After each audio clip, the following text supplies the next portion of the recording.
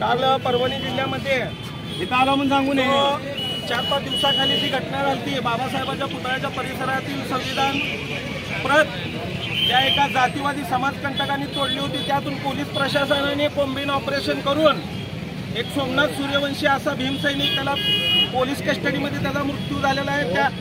त्याला आदरांजली वाहण्यासाठी सोलापूरमधून आम्ही माताडी कामगार सर्व अधिकृत कामगार श्रद्धांजली वाहण्यासाठी पूर्ण जिल्हा अधिकृत कामगार इथं उपस्थित आहोत आणि आम्हाला सोमनाथ या भीमसैनिकाला श्रद्धांजली देता प्रसंगी एकच सांगायचं आहे, या सरकारला पण हे असे अन्याय अत्याचार थांबवावे, सरकारला एवढी विनंती आहे।